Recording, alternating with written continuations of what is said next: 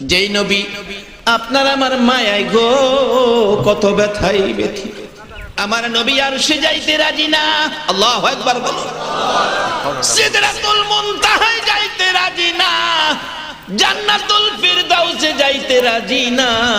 আমার আল্লাহ প্রশ্ন করেছেন, বন্ধু কোথায় থাকতে রাজি? আমার নবী চোখের পানিগুলো ছেড়ে ছেড়ে ডাকে, জিবরাইল রে, আমার প্রভুর কাছে দরখাস্তটুকুন তুলে ধরো।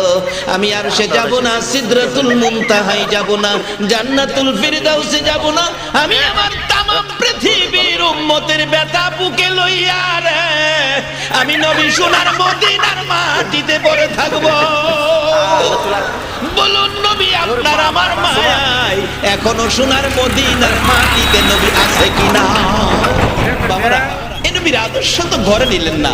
যুবক যারা নবীকে চিনেছে, তোমাদের মতো যুবক তাদের ইতিহাস খুলো, তাদের জীবনী খুলো।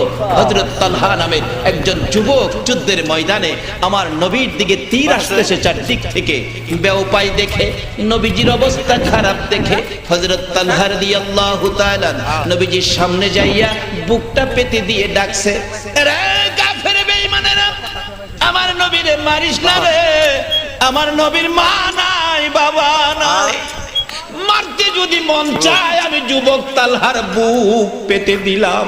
আল্লাহু আকবার।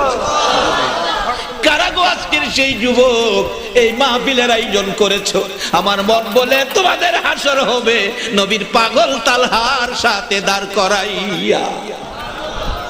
বুকটা পেতে দিয়ে ডাকছে, এরে কাফের বেঈমানেরা, মারতে যদি মন চায় আমার বুক পেতে দিলাম রে, মার কত মারবি, আমার রাসূলের গায়ে লাগতে দিব না। একের পর এক তীর আসে, কলিজার মধ্যে লাগে। নবীজির সামনে দাঁড়িয়ে আছে, হঠাৎ করে নবীজির কাছ থেকে 2 কদম সামনে চলে গেলেন। রাসূল বলেন, তালহা